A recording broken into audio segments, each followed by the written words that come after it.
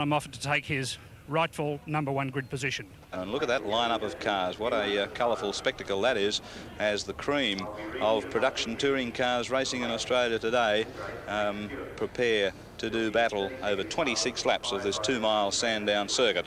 And all stops will be out, I can assure you, from go to O in this 26-lapper. And there's the lineup behind the clerk of the course's car in the absence of Alan Moffat. There's Colin Bond in the vanguard position in car number 2. The magnificent Ford Falcon GT, and Colin Bond already has won 2 races here on Sandown at his very first outing for the Alan Moffat Ford dealer team. Scored a couple of very comfortable wins in February during the Rothmans International Series meeting, and that was certainly good to see. Big round of applause from the quite dense crowd there up on Marlborough Hill for Colin Bond, and the lineup behind him, Dick Johnson in the Brian Burt Ford Falcon GT from Brisbane, and Johnny Harvey, the first of the Marlborough Holden dealer team Tiranas, and Alan Moffat just leaving the pits, and that's certainly good news that they've been able to find the problem and rectify it. It looks as though he now will have brakes in that Ford Falcon #1. That's certainly good news. He'll take his position on the pole. Just a little flash there, an interruption from Kerry Luckins. It's a cross the fingers job, eh? Keep the old fingers crossed. Well, we should see a bit of sideways from Alan Moffat during this race by the look of it. I think that kind of an incident before a big race like this can be very unsettling for a driver, even one as experienced as Moffat. You know, if you're not 100% confident in your car when you front up to the starting line, it's a little bit disturbing. What they mean by across the fingers job, we don't really know, and we'll just have to wait and see.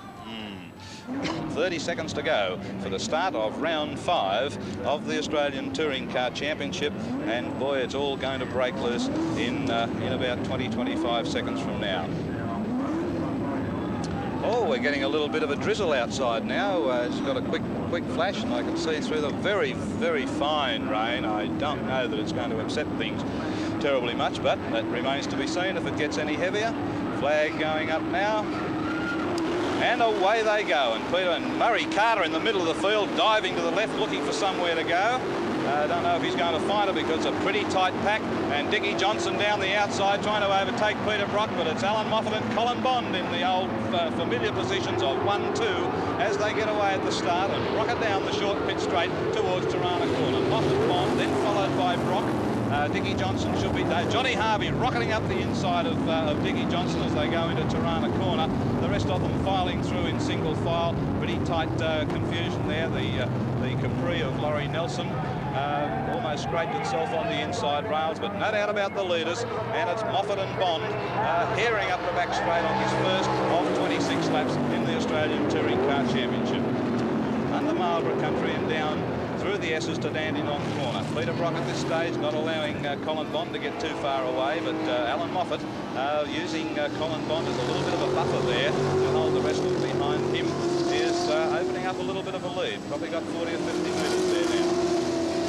Murray Carter a little bit wide coming out of Dandenong Corner, kicking up the dust.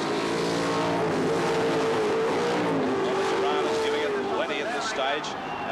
Snapping at the heels of Colin Bond's Falcon as they run down the straight, and the ducking and the weaving going on there with Charlie O'Brien's Tirana further back there in 6th place with Alan Grice right on his hammer. Moffat still leading the way into Shell Corner and down the straight. Bond, Brock, Harvey, Johnson, O'Brien, Carter. Tirana Corner, very tight run. Still Brock right on the hammer of Colin Bond.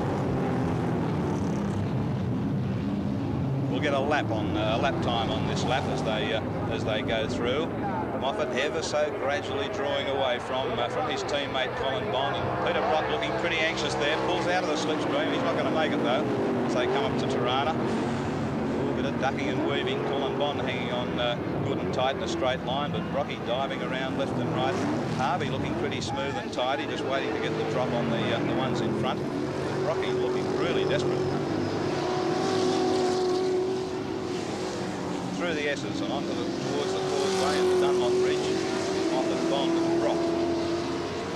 Harvey right behind them. And Dick Johnson. gap into Charlie O'Brien with Alan Grice and the Craven Mile Tirana behind him. 2 down, 24 to go. Harvey pulling out, looking for a way under Peter Brock. Won't get it though. No, Moffat's hung on. Moffat's hung on there to the lead, but gee, it looks as though Colin Bond was going to be forced to take over the lead there. So there's something possibly a little amiss with Moffat, unless he's just being held up in the traffic.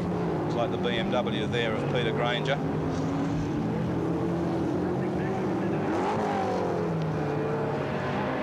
But this is a very busy race. Let's have a look at some of the smaller cars. There's that Dice we were talking about. Laurie Nelson, the Capri, leading Bob Morris in the Ron Hodgson Dolomite.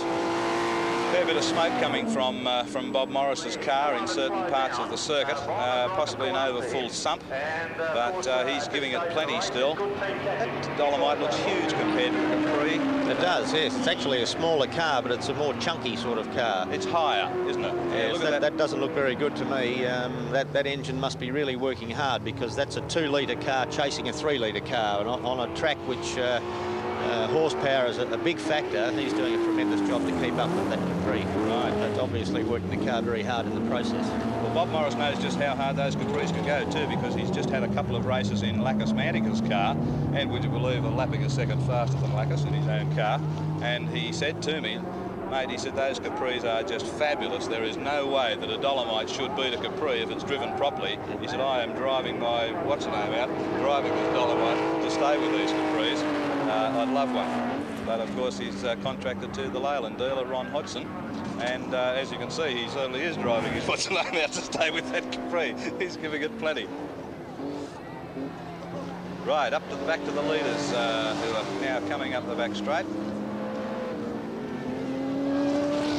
There he is, Alan Moffat, and he's got away a little bit better. It must have been only the traffic that was slowing him down. He didn't want to get involved, of course, in any scrapping with the little cars, and inadvertently put himself out. But Colin Bond still in there. He's pulled away from Brock and Harvey. Harvey now has overtaken Peter Brock, and while we were looking at those smaller cars having their dice, Harvey in third spot. It'll be interesting to see whether he can keep back Colin Bond. Dickie Johnson still back there in the Falcon in 5th place. Yeah, Dickie Johnson dropped a fair way back. Peter Brock pulling out for a bit of a look behind Johnny Harvey. But he's not going to do any good at overtaking. Just wants to see how the opposition's getting on.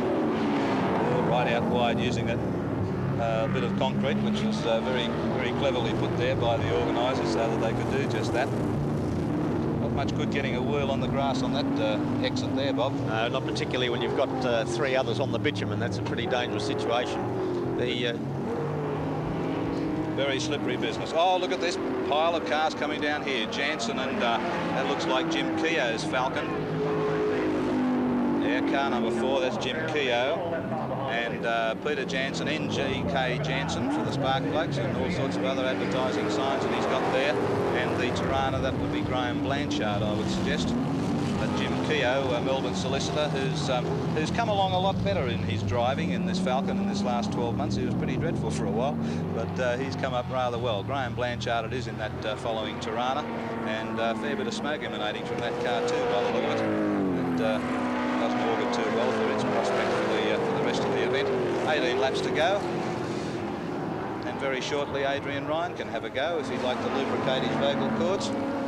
He can describe some of the action, but Jim Keogh showing the way to Peter Jansen, desperate Peter, and Graham Blanchard having a big go too as they go down into Dandenong. Over there on the left there, the Pioneer Falcon. Magnificent sign writing on this Pioneer Falcon of Ron Dixon. We can get a good side view on that in a moment. Have a look at the side of this and have a look at the big painted ear on the side. That's to signify the Pioneer sound systems, of course, that ear. Keep your ear out for good music. Oh, thanks, Ron. Gave us a wave. In car number 12, and let's hope that Ron has a little bit of luck this time than he had at Amaroo Park. He was running really well at Amaroo Park last week, heading for a certain 3rd or possibly 4th place, and a jolly fan belt fell off the silly car. Laurie Nelson being overtaken there by Alan Moffat, and Bob Morris was able then to get close. Oh, he's all 4 wheels in the dirt. And scrambling around the inside of Dandenong corner. He was looking for an overtaking move while he thought Laurie Nelson's attention might have been drawn by Alan Moffat.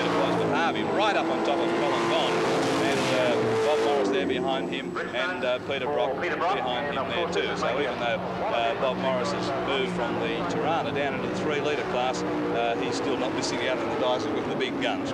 Peter Jensen's car in the fence at Tirana Corner. That'd be bad luck for Peter. No, it's not. It's E7, and that's Stanley's Tirana. Roger Stanley. Yes, Roger Stanley. Certainly bad luck for him. He seems to have understeered right into the Humes guardrail there at the end of Tirana Corner, the end of Pitt Straight, and where it turns sharp left for Tirana Corner. John Harvey doing very well. He's driving the car very hard. He did say to me a couple of meetings ago, oh, somebody rocked the moment. Getting right out of the way, isn't it? Not John Millards, no, 24. Jeff Newton. Jeff Newton's, yes. That car looked as if it had a flat left-hand front tyre. John Harvey was saying that over the last few rounds he's had to drive the car much harder than they were driving the Tiranas last year. They're certainly lapping quicker than they were. They've developed them a little bit more. They still have to get those few extra tenths of a second to be able to catch the Fords. At the moment, seeming invincible. But Sandown is a very hard circuit on motor cars. Now we're watching them coming down Pitt Straight once more. There's Bond, Harvey pressing up and coming in. Look at the brakes glowing. Now there is a tremendous shot showing the actual disc brakes of the car glowing red hot as they came into Tirana Corner. Tremendous camera work by Jeff Purcell's boys there, and we'll probably get that shot again for you because it really is a magnificent shot to show just the tremendous amount of effort that they're putting into this driving. That used to be a highlight of the racing at Oran Park when the night meetings were on, as a matter of fact, with the wire spoke wheel cars and the disc glowing through them. There's the little Alfa Romeo car number 99 being lapped there. And we understand Grice is in the pits. Yes, here he is, coming in now. Perhaps Kerry Luckins will be on the job there very smartly, and we'll be able to find out. I see another car in the pits there which looked a little bit like Murray Carter's, and I certainly hope that for Murray's sake that it wasn't his, just behind Alan Grice's car. So it's car number 47. It's the other one that was there. That's Bob Glazier in the BMW 2002. All I could see was the Shell sign on the headlight, and it looked a little bit like... Now we're going to have these disc brakes again, so we'll watch now. Oh, there's Harvey coming in behind Stuart Saker's little Escort. Now watch that left front wheel. Now look at the brakes glowing bright red as Harvey puts everything he can into that brake pedal to stop that car and bring it down to somewhere around about 50-60 kilometres an hour as they went round through that left-hander. Harvey really is driving that car very hard. He's right on the limit all the time. You'll notice that he's lifting wheels, 5-6 inches off the ground at times as he goes through some of those corners. He could not be driving that car any harder, Adrian. I agree with you, and I also agree that I think Brock is hanging back just a little bit. And if there's a Tirana going to fail, I think it'll probably be Harvey before Brock. Yes. Notice he's so much smoother, isn't he? I was just going to say, look at the way Harvey's car is bucking and ducking and dancing there, and Brocky's is just so smooth. And also, as I started to mention before, Max, the Fords are even smoother again. They look so very stable because they obviously have far wider tyres, being a larger car. They're tremendously stable and they look really good. Colin Bond was saying that they're so much easier to drive, and he's driven the Holden dealer team cars, Tiranas, for a couple of years, and now into the Ford camp, and he said the car, even for its size, is easier, he feels, to drive at high speed on the racetrack. Yes. Well,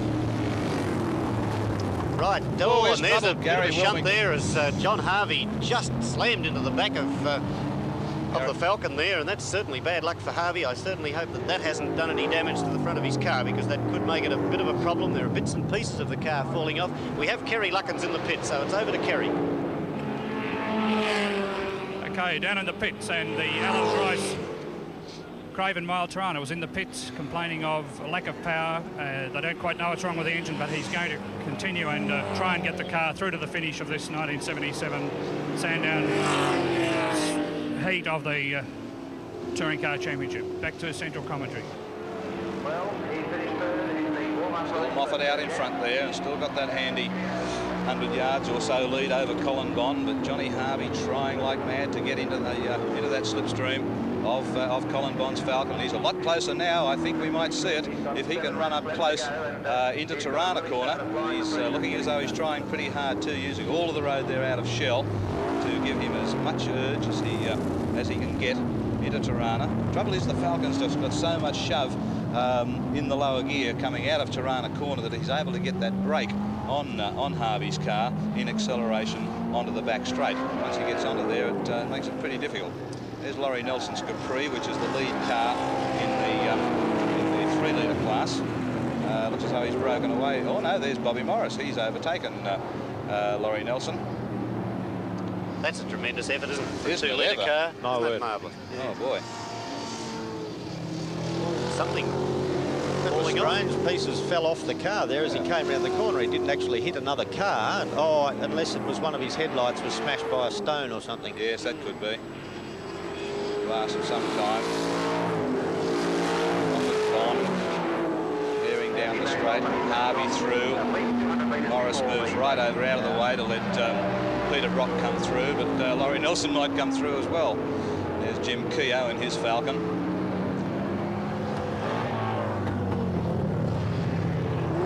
Moffat, Bond, Harvey. Harvey's much closer now, isn't he? They both appear to be catching Yes, Moffat also. I yes. think the whole Tell you what, Morris field has has dropped bunched back. up considerably.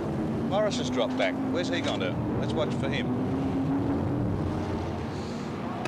Keogh, Moffat, Bond again. Harvey, a lot closer as you say this time. Only about 0.6 of a second separating the two of them. Wheeler's Mazda keeping out of the race. Stuart Saker in the escort. Bob Morris has disappeared altogether because he's nowhere on the back straight. I can see, looking out of our OB van here, he's just disappeared. He just doesn't seem to be in contention at all. That smoking we saw from the engine earlier on may have finally taken its toll. And whatever it was that sort of broke off there at this point earlier may have been something. Bit of bad luck for Peter Brock here. He got two slower cars between himself and Harvey. But look at Harvey now. Harvey really putting the pressure on as they come up to lap Keogh. And Keogh almost driving off the track to get out of the way, but Harvey right in the slipstream. And as you said, if he could get in that slipstream, he really might be able to do something about it. He's going to be a real nuisance now to Bondy. He's going to push him hard. He's going to try and outbrake him down here. He's creeping up on the left-hand side, but there's a slower car on the right-hand side, but a slower car there, and he can't make it. But he'll push hard now as they come down into this very tight left-hander at Tirana corner, past the pits. They're working so hard they wouldn't have even had a chance to look at their pit signals that time. Pushing away now, up the back straight, and away they go, with Moffat still the leader, Bond in second spot, but Harvey from the Marlborough Holden dealer team really putting the pressure on. That was Nick Louie in the yellow Mazda RX-3 that these boys just overcame. They're hearing up that back straight. They really are. Alan Grice out on the track again and keeping well out of harm's way to allow the leaders to go through. Bond and Harvey hounding the life out of him as they run down deep into Goodyear corner at Dandenong Road. And still Moffat isn't very far ahead. Look at that. There's only 40 or 50 yards there as he leads Brian Wheeler's Mazda RX-3 through the S's. And poor old Brian Wheeler must be wondering where the devil he should be. Rather be somewhere else, I think. Yeah. Right over to the side there is the way. That's where he's gone to. And Bond still with Harvey glued to his tail. Pulling away a little bit there, but still that the slipstream extends for about 40 or 50 yards. So John's still getting the benefit of it as they roar down into Shell. Only just a couple of feet there between them. Go out wide, car 39 there, that's Ray Cutchy's Ford Escort. Broken away from that earlier dice that he was having with Brian Wheeler, and nearly another bump in the nose for Johnny Harvey and the Holden dealer team Tirana. Harvey is trying absolutely everything he knows to get past that Ford, but I bet it looks 4 miles wide from where he is. Oh, yeah. And just as he looks like getting some kind of a chance, they run up with some slower cars. Here's the chance now, but he hasn't got the urge. He's run into a wall of air. And once he pulled out of that slipstream, and he's got to stay back. Setting up for the big wide line, round through the left-hander, wide again. The big open radius swinging curves that, there's another little brake lock up from Bondy, no worries. Yes, the open sweeping radius curves that Harvey's using is really the fast way, and he's got to employ every tactic that he can. Of course, Bond being the seasoned campaigner that he is, this isn't really worrying him all that much. He's staying as cool as a cucumber, even though it's all happening right there behind him. Yep. Well, he says, I'm driving my race. Harvey, you make your own arrangements. If you can get me fair enough, but gee, you're going to have to work. What have we got? Three laps to go now, Max. 1.6 seconds between Moffat and Bond, so any slight mishap and anything could happen. Hey, this has been a good scrap. And the best part that Moffat hasn't, while he's leading, he hasn't pulled out so far away that nobody else has got a chance. Even Bond could catch him, although he's probably under orders to stay where he is. But Harvey, gee, he's throwing absolutely everything at that Tirana, and at Bond as well. Into the slipstream again. Now stay there for a couple of 100 yards, John, and then pull out as you top the rise. But that Ford has got too much urge, just got too much go there. Tirana can't stay with him. Oh, gee, it's not stopping him trying. Ranger's right up alongside, tosses it around. Rocky's been left for dead too. Yes, he has. He's the challenge we predicted from him certainly hasn't materialised. He's still there, but he hasn't made any sort of a move at all. In fact, the gap between he and Harvey is lengthened considerably. Well, it's a couple of 100 yards. At this stage, with little 3 laps to go, I'd say that barring unforeseen happenings, this is the order we'll probably see them finish in. Moffat with his 100 or so yard lead, and then Bond just slightly ahead of Harvey. But it's not over till the checkered flag falls, and Harvey certainly won't be giving in until they reach sight of the flag anyway. Oh, inches between them there as they charge on. Better than 90 degrees that corner. It's probably what, 80, 85 degrees. And they're still doing 60, 65 mile an hour around that corner. Here he comes again. One more go. Can he do it? I don't think so. If he can manoeuvre himself up just alongside on the right line for the corner, Max, he could be in a passing position. But, of course, Bond is so canny that he'll never let that happen. Well, the only place you're going to get him is down into Dandenong. And that's... it's just not on. He's using up every inch of the road and then some.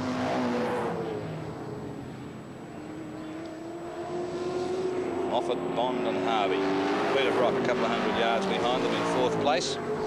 And further behind them, a long way behind Peter Brock, would be Dickie Johnson still in a Brian Bird Ford Falcon.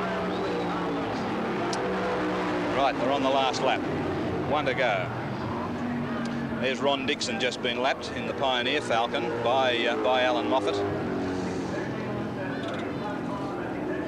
Dixon keeping well out of the way as those leading 3 cars rush past. The perfect gentleman is Ron Dixon, and a good car. It's only about his 3rd drive in the Falcon, so he's not about to do anything silly. He's getting himself used to it, and he'll be quite a force halfway through the season once he becomes accustomed to that Falcon. Bond and Harvey, and look at that Tirana bouncing up and down. Yes, yes, it doesn't handle as well as the Ford, and the Ford just has those long legs up the back straight, Max. It just manages to pull out that 10 or 15 yards advantage, which Harvey has to really work hard on in the corners to get back again. Right. Peter Jansen in the road of Alan Moffat there at the moment.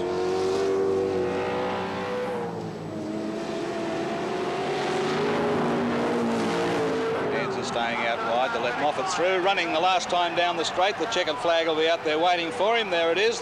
Barry Allen goes through in the Tirana. Alan Moffat takes the flag. Peter Jansen alongside him, rushes past. He was trying to get one more lap in, of course. Colin Bond 2nd, very close, and Johnny Harvey in 3rd place. Probably the closest finish that we've had in the entire Touring Championship series so far. 5 rounds, 5 wins to Alan Moffat, 4 second places to Colin Bond, and what a tremendous performance. Moffat has called in there probably to say a great big thank you to his crew and load them all on board. That's Carol Smith, who is the American who is coordinating the Moffat Ford. This boy's going to hang on. Fairly death-defying action. I wouldn't be too keen on that. I guess Alan does know he's there. We hope he does. I certainly hope that wing is strong enough. We shouldn't be talking like this. Looks like a fair bit of jubilation in the Ford camp as well. There should be. They now must have an almost unassailable lead in the championship. They certainly do.